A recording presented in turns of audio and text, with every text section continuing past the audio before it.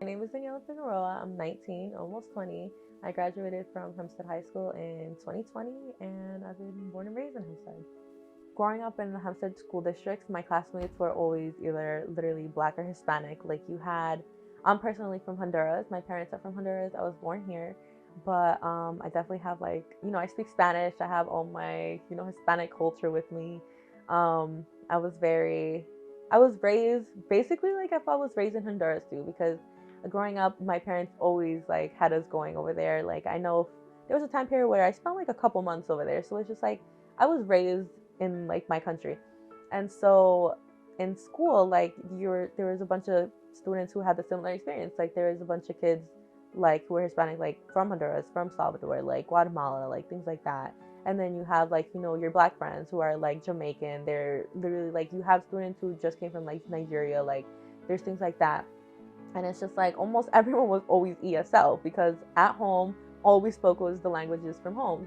Like, and then you get to school, now all of us are in ESL, like we're all trying to learn English at the same time. Luckily, I feel like for me, I got out of ESL in first grade, but that's my sister. She was in ESL definitely for longer years than me, but I learned English because of her. Like she was like my English tutor. Like everything she talked to me was in English. My parents were the only people I would really speak Spanish to.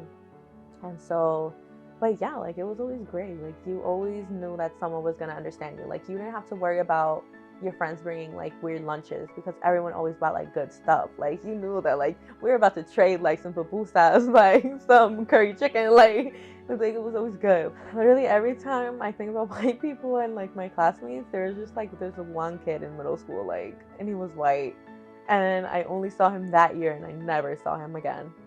And like that's literally the only white student ever in my whole like 12 years of like being in the Hempstead districts. I had one white classmate.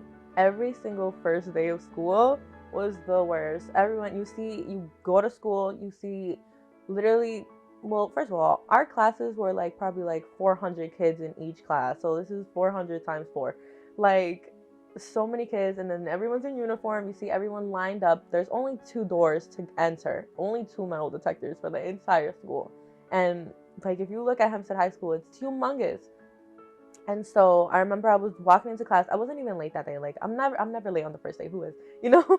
But like all the time, first day, you knew you were gonna have to wait in the cold because usually September is getting a little chilly. And so we were just walking. Well, I was walking, and all you see is literally like two long lines, all the way to like almost to like the edge of like the street, like where students get dropped off like their cars. And I'm just like, oh my god, I'm gonna have to wait on this line. I was like probably 30 minutes early. I got to class like 3 minutes late because of those humongous lines. Like, and usually the first week is always like the most like strict week. Like you'll have the principal outside, the deans, like everyone's checking, oh, you don't have uniform, go home. Like they were very strict. So when you walk in, there's this humongous like block one where you throw in your book bag, kind of like when you go to the airport. And then there's the metal detector, so you have to take off like your belt, your phone, like everything you have to put on the table. And then you walk through, and then your book bag is gonna come through, and then they'll just throw it. And oh, that was the horrible part too. Like sometimes um there were just so many kids at once. There'd be like 30 book bags on one table. You have to scrummage through everything to get your stuff. And it was just like half of the time. I remember one time I went and my book bag opened, like my books were everywhere.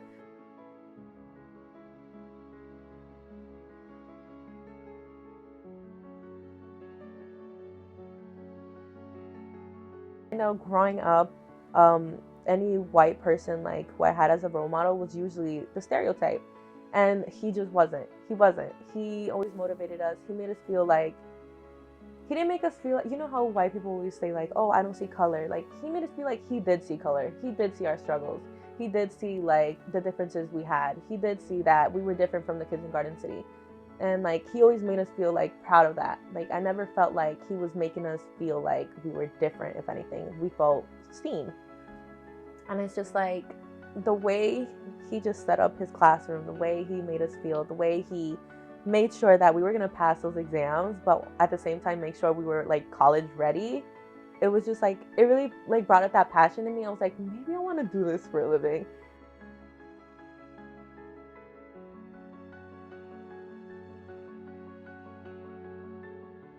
I started, they had me in the College and Career Center, and then I got to meet the student. He was um, doing online classes only because he was like very much like gang related. So teachers didn't really want to work with him. They kind of wanted to push him out of school already. And so I was kind of like, his go-to on Mondays and Wednesdays. Like I would sit there with him and just do, his online classes. And so for like a month now, we were doing it, and then he ended up graduating on, I think it was actually this past Monday, and I was like so emotional all week because I was like, oh my god, like this is my first student. Like, I do want to become a teacher, so that's why I thought the Gear Up job was gonna be amazing. I want to be an English high school teacher, and so like just working with him, it was just like so emotional. Like I remember on our last day, we were just doing exams, like final exams for all the classes, and I was telling him, I was like, I'm gonna make you get all these answers wrong because I don't want you to leave. And he was just like laughing, like he thought it was so funny. Like I'm just like, no, like I'm really about to do that.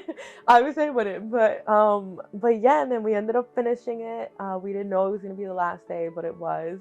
Seeing the motivation in their eyes, like just grow, like right in front of you, it just, I don't know, gives you like meaning. Like makes you feel so like useful. Makes you feel like, oh, okay, like you can help somebody.